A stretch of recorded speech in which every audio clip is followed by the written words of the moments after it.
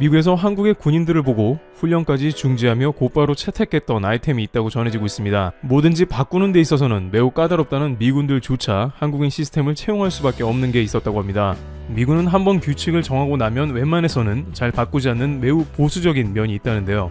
미군은 심지어 코로나 초반 상황에 국민 모두가 마스크를 당장 써야 하는 상황이 있었지만 엄격한 군 규율에 따라서 마스크 착용도 4월에서 5월쯤 돼서야 허용할 정도로 보수적인 모습을 보였습니다. 4월 초에는 루즈벨트 호 함장이 이러한 미군 행태를 신랄하게 비판했다가 옷을 벗어야 하는 사건도 있었습니다. 루즈벨트 호 함장 크루지어 대령은 루즈벨트 항공모함 내에 4천여 명의 선원들이 격리되어 있는 상황이라며 당장한 필요한 조치를 국가에서 해달라고 변화를 요구했다가 전격 경질당했습니다. 당시 선원들은 괌에 정박해 있던 루즈벨트 호에서 마지막 임무를 마치고 하선하여 군을 떠나던 크루지어 대령에게 박수를 쳐줬습니다. 하지만 미군은 이런 일이 있고서야 마스크 착용에 관한 내부 논의를 시작했고 결국 미군 사상 최초로 평시에도 마스크를 쓰는 것을 허락했던 것입니다. 이런 미군이 한국 것을 즉시 받아들였다는 게 놀라운데요. 게다가 미군은 각종 군수 장비에 있어서는 전세계 최첨단을 달리고 있습니다. 한국과 비교하자면 끝도 없겠지만 전투기나 잠수함, 항공모함 등 그야말로 군수 물자에 있어서는 한국과는 비교 자체가 어려우며 전세계의 모든 육해공이 힘을 합쳐도 이기기 어렵다는 의견도 나오죠. 하지만 한국 군인들은 극한의 상황에서도 무조건 해야 하고 해내야만 하는 어려운 임무를 수행했어야만 했습니다. 따라서 임기응변적인 장비도 등장하며 군부대마다 색다른 장비를 만들어서 사용하기도 했습니다. 특히 이번에 텍사스에서 눈이 왔을 때 일부 한인들은 군부대 생활을 했을 때처럼 제설 장비를 만들었다는데요. 군 생활할 때 낮잠을 자고 있는데 눈 오는 게 가장 싫었다는 한 네티즌은 그래도 눈이 오면 본능적으로 네모반 옆에 세워져 있는 넉가래를 지침하고 군부대와 주변의 도로를 치웠던 경험담을 이야기했습니다. 바로 이런 경험을 많이 했던 한국인들은 텍사스에서도 합판에 강목을 대어 넉가래를 자체 제조했다는 소식입니다. 물론 10년도 더 된 이야기지만 당시 많은 군인들은 행보관의 지시 아래 나무로 된 재래형 넉가래를 직접 만들고 강원도 지방에서 한 달 내내 눈을 치웠던 시절도 있었습니다.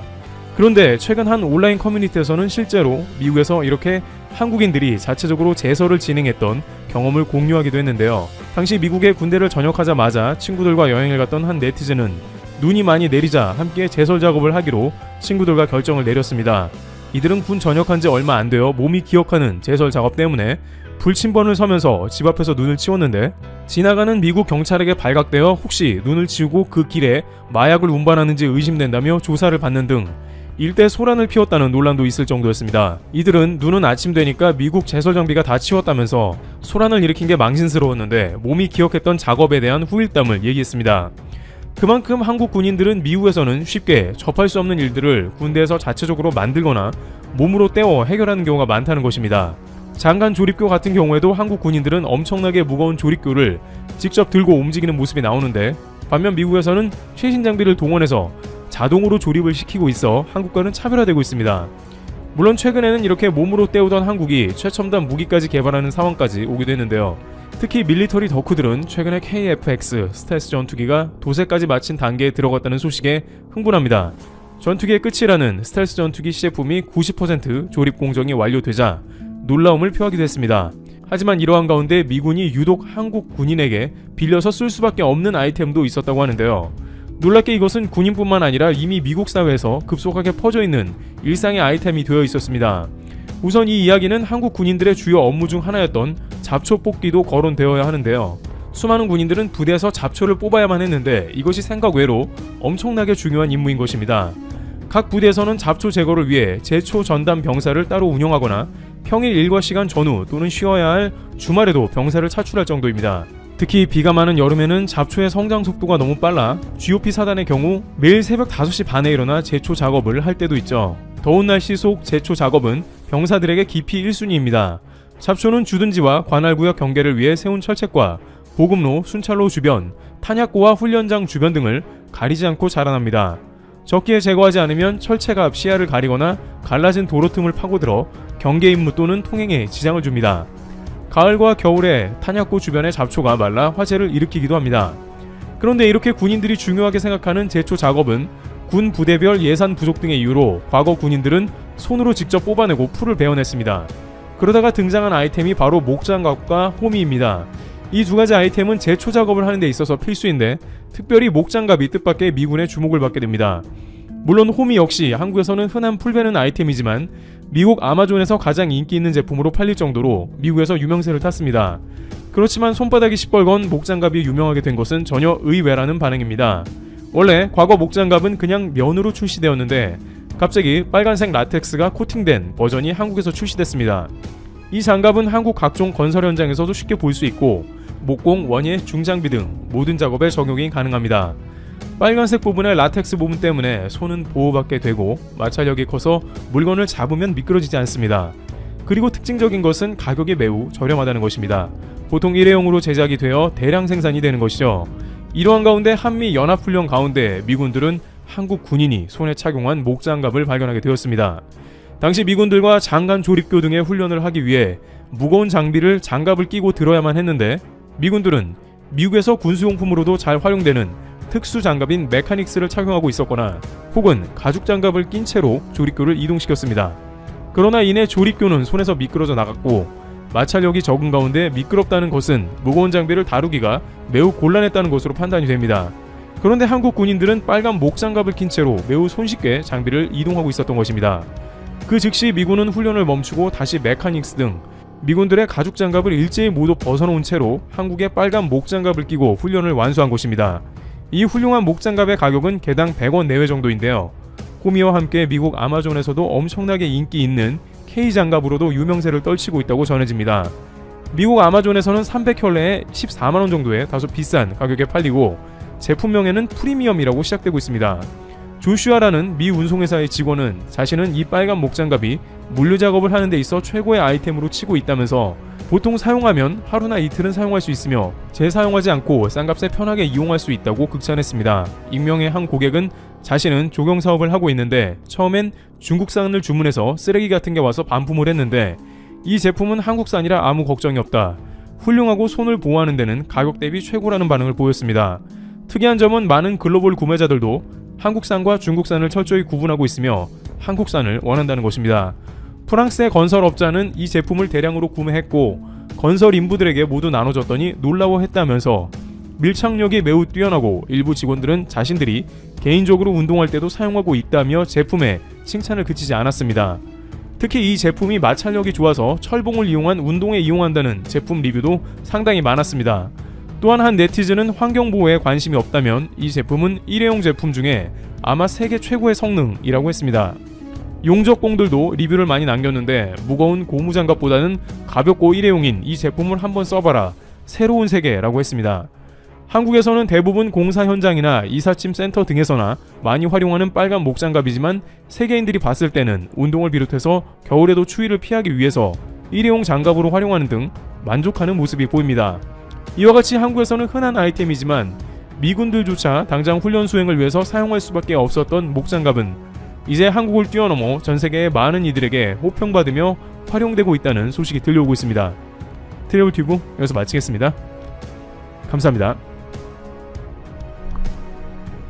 한국은 이상하다. 약속이라는 개념이 없다. 한국인들이 역사 문제를 반복하는 태도를 고치지 않는 한 한국을 대화 상대로도 보지 않겠다. 최근 일본 언론들을 통해 쏟아지고 있는 일본 고위급 인사들의 충격적인 발언입니다. 최소한의 예의조차 지키지 않고 있는데요. 이뿐만이 아닙니다. 한국의 삼성전자로부터 5G 장비를 대부분 구매하던 일본이 최근 일본 통신업체에 밀어주기에 적극적으로 나서고 있습니다. 일본인들이 삼성폰을 구매하지 못하도록 애플과 소니에만 72만원과 52만원씩의 보조금을 뿌린 반면 삼성폰은 고작 17만원을 지원하도록 한 일본의 꼼수가 또 한 번 나온 것인데요. 일본 통신장비업체 NEC와 후지스는 글로벌 점유율 1% 정도로 삼성전자의 6분의 1도 안 되는데 어떻게든 한국에 충격을 주고 자국 기업의 수주를 몰아주는 마치 중국식 국가 운영을 하기 시작했습니다. 또한 얼마 전 있었던 충격적인 논란이죠. 일본군 위안부 왜곡 논문에 이어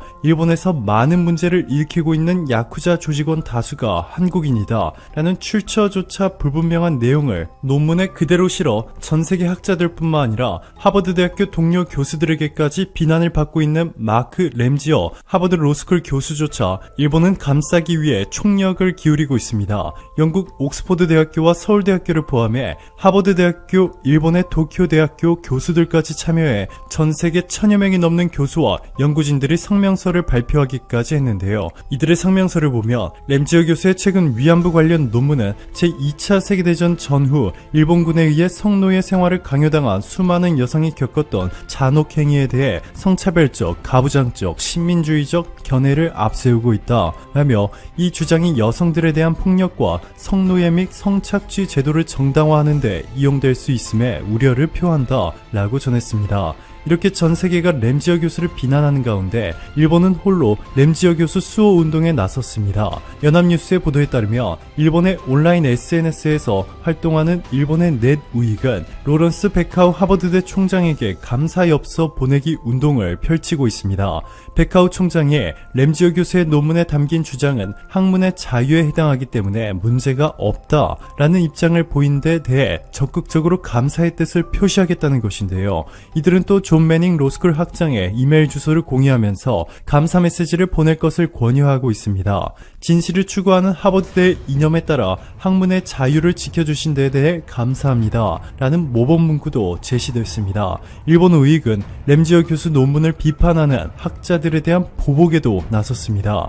일본 우익은 램지어 교수의 논문에 대한 공개 비판에 나선 에이미 스탠리 노스웨스턴대 교수의 징계를 요구하는 이메일을 대학 측에 보내고 있습니다. 스탠리 교수는 램지어 교수의 논문 게재를 예고한 법경제학 국제리뷰에 공개적으로 논문 철회를 요구한 인물입니다. 일본 우익은 과거 스탠리 교수가 일본을 멸시하고 일본에 대한 차별적인 발언을 했다는 것을 징계 이유로 들었습니다. 한편 램지어 교수에게 응원 이메일을 보낸 뒤 열심히 하겠다라는 답장을 받았다는 인증샷을 올리는 우익 인사들도 늘고 있습니다. 게다가 일본은 세계적으로 극찬을 받고 있는 K-방역에 흠집을 내기 위해 지난 수개월 동안 일본이 한국보다 많은 백신을 더 빠르게 샀다고 대대적으로 홍보했던 것 모두 기억하실 겁니다. 일본 언론들에 따르면 마치 일본은 아시아 국가 중 미국과 영국 기업으로부터 대부분의 백신을 싹쓸이했고 한국은 일본의 10분의 1도 구하지 못한 것처럼 보도했습니다. 자, 그런데 현실은 매우 달랐습니다.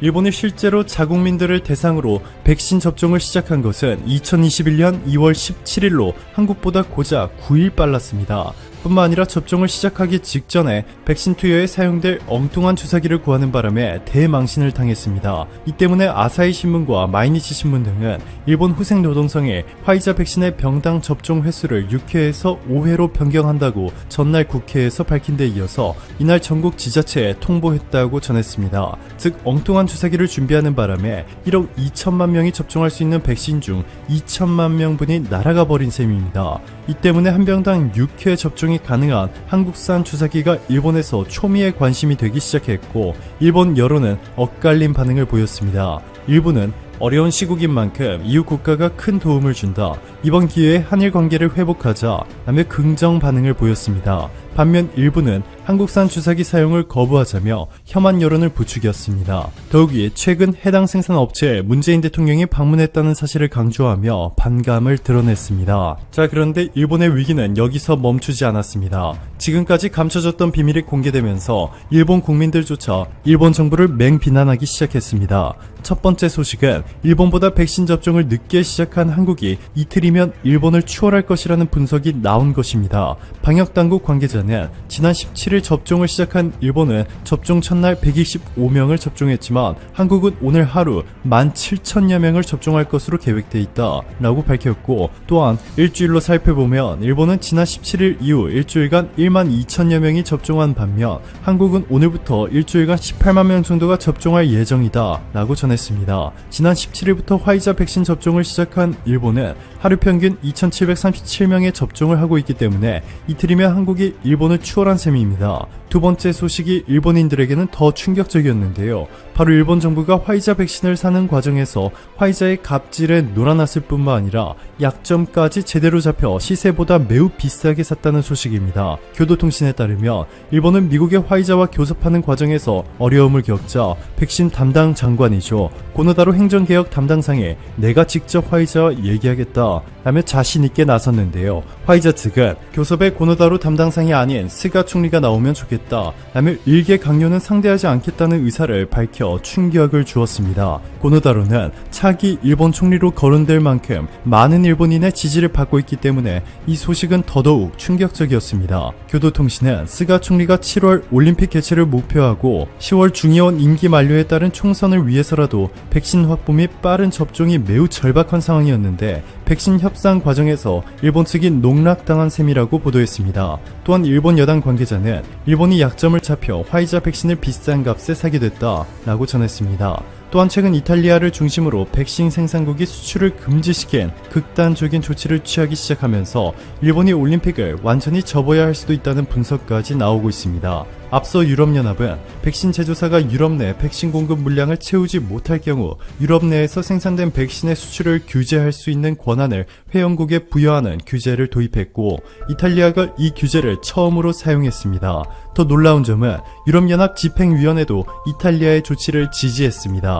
한국은 SK바이오사이언스가 아스트라제네카 백신을 생산할 뿐만 아니라 최근 들어 전 세계의 각광을 받으며 재조명되고 있는 러시아의 스푸트니크 백신도 한국 기업이 한국에서 생산하기로 했습니다. 이렇게 최첨단 백신 생산 시설과 인프라를 기반으로 백신 생산의 허브가 된 한국과는 달리 일본은 수입에 완전히 의존하고 있어 이번 이탈리아의 수출 금지 조치에 일본은 그야말로 비상사태에 빠졌습니다. 오늘도 감사합니다. 최고로 멋진 하루 보내시길 바랄게요.